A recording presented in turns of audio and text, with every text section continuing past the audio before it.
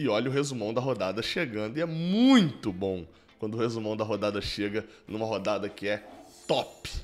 Apesar do adjetivo top não ser um adjetivo muito bom, mas a rodada foi top. Eu sou Gabriel Amaral, sou jornalista por formação, sou tricolor de coração e esse daqui é o resumão da rodada de número 28. Tá faltando poucas rodadas, estão faltando pouquíssimas rodadas pra gente finalizar o Campeonato Brasileiro. E claro, você sabe que se tem resumão da rodada, na verdade não é sempre não, mas enfim, tem resumão da rodada, tem Bet7k.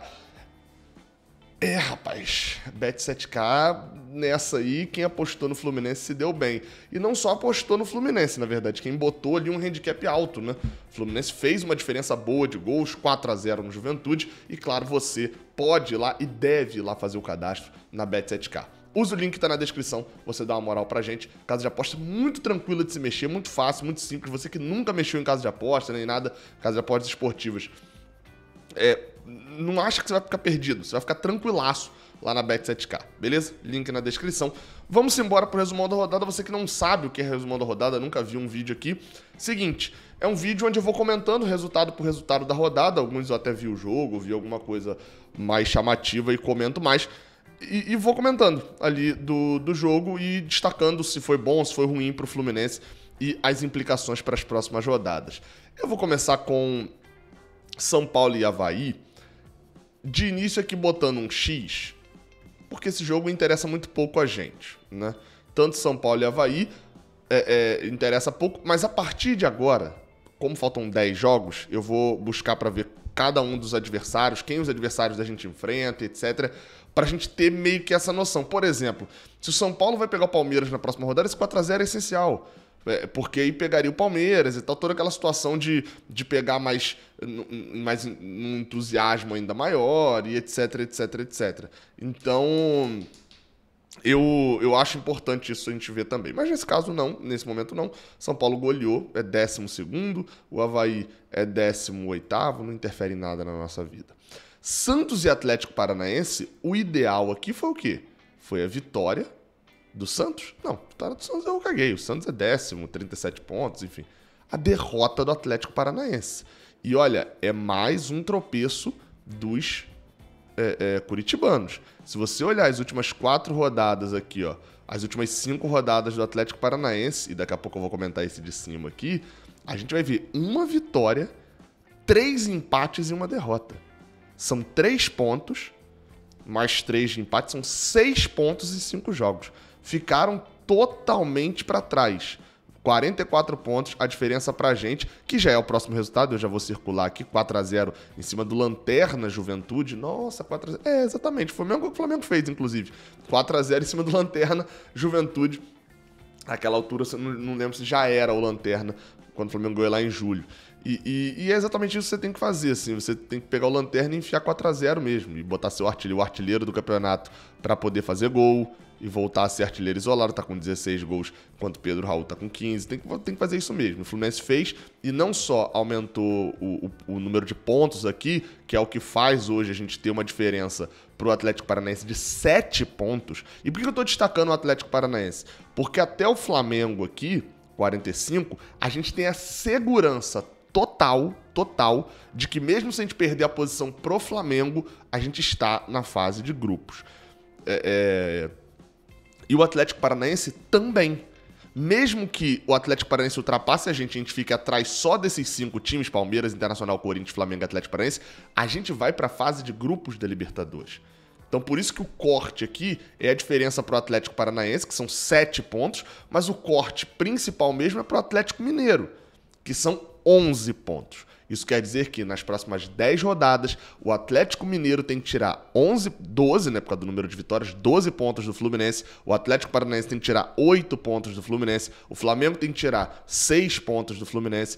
Tudo isso tem que acontecer para o Fluminense ficar de fora da fase de grupos. Dá pra gente colocar como o Fluminense estará na fase de grupos do ano que vem. Acho que isso é algo normal de se cravar aqui agora. Mas é óbvio, a gente sempre tem que ter cuidado, tempo percentual e matemático. Mas falando do Fluminense, o principal não só a diferença de pontos, mas os gols pró. Isso porque o Fluminense é um time que empata muito pouco. Ou seja, qualquer que, por exemplo, na próxima rodada a gente perdeu o Internacional empatar, eles vão ter o mesmo número de pontos, mas a gente vai ter muitas vitórias. Então a gente ganha no primeiro critério de desempate. O primeiro critério de desempate é nosso, assim. A gente ganha só o Flamengo, na verdade, é que tem ali uma campanha que chegaria ali no número de vitórias Flamengo e Corinthians. E o que esses times tinham de muito bom? O saldo. O saldo do Flamengo é 17. O do Corinthians é 5, o saldo é ruim, mas enfim. O saldo do Flamengo é 17. O Fluminense com essa vitória, mesmo com a defesa ainda muito vazada, virou o melhor ataque da competição e chegou no saldo do Flamengo. Tem 15, o Flamengo tem 17. Ou seja, é algo sim de bom. A gente vai se dando muito bem nessa parte alta da tabela. Um outro resultado que foi bom, vou pular ali aquele do Corinthians, foi Fortaleza e Flamengo. Essa daqui tem a nuance que todo mundo já percebe, né? O gol no final, a explosão e tal, enfim. E a derrota do Flamengo que faz com que a gente abra essa diferença também para o time da Gávea. 45 pontos a 51. São 6 pontos de diferença. Eles teriam um saldo melhor nesse momento. Então se a gente perder, a gente precisa perder 2 e eles ganharem 2 para o Flamengo voltar a ficar na frente da gente. É muito factível que a gente termine na frente do Flamengo esse Brasileirão. Não foi só por isso, mas também para valorizar o Fortaleza aqui, ó, 34 pontos, ficou meio para trás, né, mas tô na esperança ainda do Fortaleza tirar ou conseguir essa vaga aqui na Libertadores, vocês sabem para quem ali não dá muito certo. Coritiba e Ceará, aquele resultado que tanto faz, né, zona de rebaixamento, interfere pouco na nossa vida. Cuiabá e América Mineiro, mais ou menos, tá, esse resultado aqui em tese ele foi bom. O América Mineiro vinha com a segunda melhor sequência invicta do Brasileirão. A segunda melhor sequência invicta do Brasileirão era do América Mineiro, só atrás, obviamente, da do Palmeiras. E essa derrota para o Cuiabá num jogo que demorou, porque teve alagamento, etc., por que ela foi boa para o Fluminense? Primeiro, o América Mineiro, se vencesse, seria esse adversário que a gente fala do Atlético Mineiro, né? Eles iriam a 42 e a gente não teria 11 pontos abertos para fora da vaga da fase de grupos. A gente teria 9 pontos apenas por causa da América. Então, nesse ponto foi bom não ter temendo a América, mas quem assiste o resumão da rodada vai até falar, pô, de novo, Gabriel, você vai falar isso? Mas é verdade que sempre tem alguém que está assistindo a primeira vez. Isso aqui que eu tô falando, quando eu cito o América Mineiro, por exemplo, é pelo mesmo motivo que você paga seguro de carro. Você paga seguro de carro para bater com carro é legal? Não. Você paga o seguro do carro, você acha ser assaltado e roubarem seu carro é legal? Não. Mas você paga justamente para se acontecer, você tem. É a mesma coisa isso aqui. Eu tô de olho no América Mineiro, você acha que vai acontecer isso com o Fluminense, de perder tanto? Não. Mas se acontecer, foi bom o América Mineiro não ter ganhado agora e não ser um adversário nas próximas rodadas. E aqui agora a gente vai para outro resultado ótimo. E por que eu tô falando ótimo? Porque o Red Bull Bragantino, ele é um dos times que vem uma das maiores sequências de jogos sem vitória. Aumentou agora, inclusive. A sequência de 100 vitórias do Juventude foi para 9 jogos e do Red Bull Bragantino foi para 8 jogos. Então, assim, ele é um time que não vence a 8 rodadas, mas ainda assim tem qualidade. Não é um time ruim o Red Bull Bragantino. E detalhe, o interessante pra gente é que o Red Bull não chegue na última rodada disputando rebaixamento, como tá parecendo até que vai acontecer, mas que ele chegue muito tranquilo sem depender de nada, porque a gente enfrenta o Red Bull na última rodada. Mas por que isso foi? Apesar desses pesares aí do Red Bull Bragantino que eu tenho falado, ele tem um time ok e conseguiu segurar o Internacional dentro do Beira-Rio. O Internacional tropeçou num jogo dentro do Beira-Rio e aconteceu, ou seja, vamos lá, olha essa rodada, quanto ela vai ficando deliciosa aqui num ponto. Vocês vão ver depois que tem só uma pitadinha ruim. O Fluminense ganhou o Juventude. O Flamengo perdeu pro Fortaleza, no Castelão. Quanto foi Fortaleza e Flamengo no Castelão? No Fortaleza e Fluminense no Castelão. Ganhamos, 1-0. O Flamengo perdeu pontos que a gente ganhou. Quanto foi Fluminense e Red Bull Bragantino no Rio de Janeiro? 2-1. Ganhamos lá em Volta Redonda. Então, esses dois times da parte alta da tabela perderam pontos que a gente não perdeu. O Santos, o Atlético Paranaense também perdeu ponto que a gente não perdeu, porque eles perderam, a gente empatou lá pelo menos. Então não foi uma questão ali completamente horrível. A gente virou o jogo, o resultado não foi ruim, mas o contexto foi. Pra gente poder fechar agora com a parte que foi ruim, né? Assim, nem tudo são flores, né?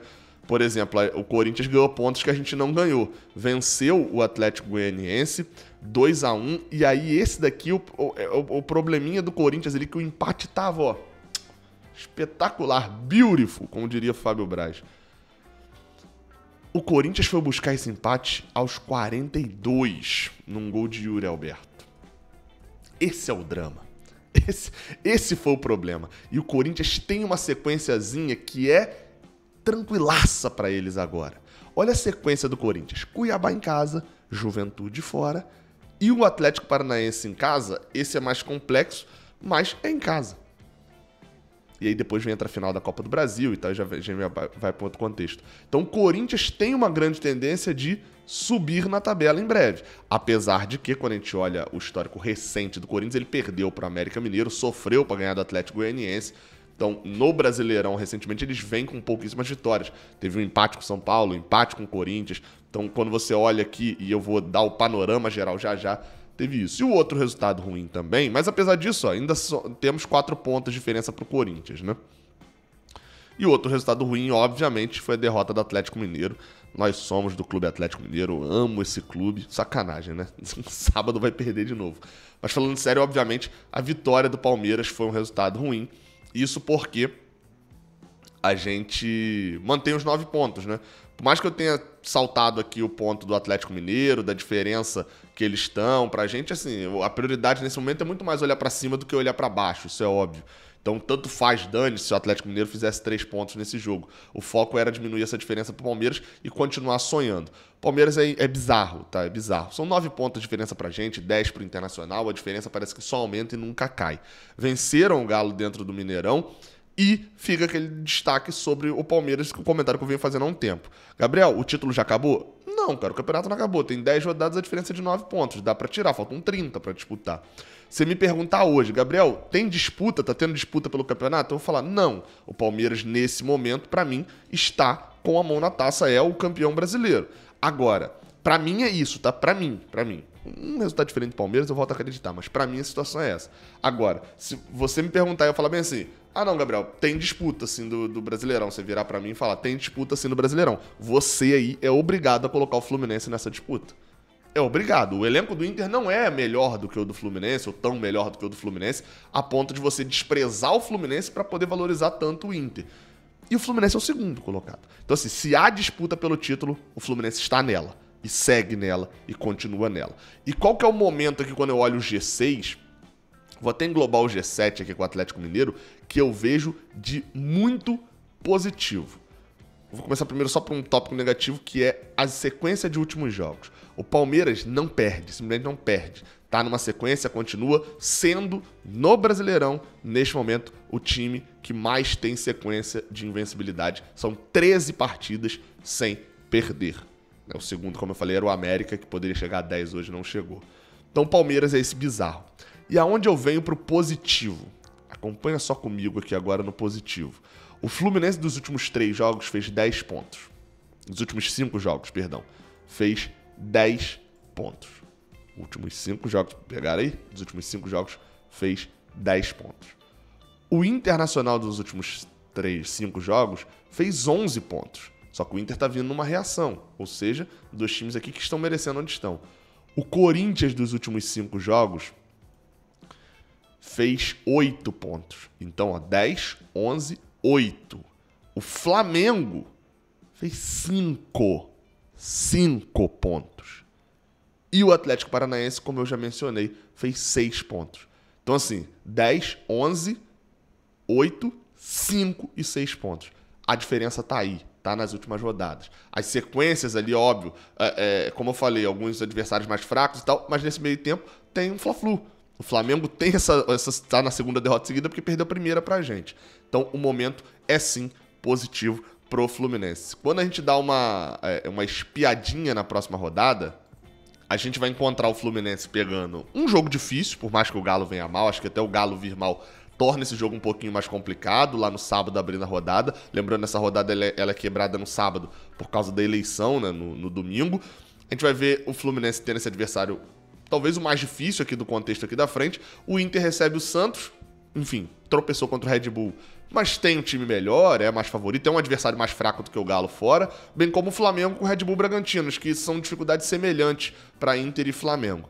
dos outros times ali de cima, o Atlético Paranaense tem o jogo mais fácil da rodada, que é o Juventude em casa, é o bônus round, né, para não perder ponto, bem como o Cuiabá vai visitar o Corinthians, muito provavelmente também esses dois times aqui deverão conseguir a vitória, serão obrigados a isso.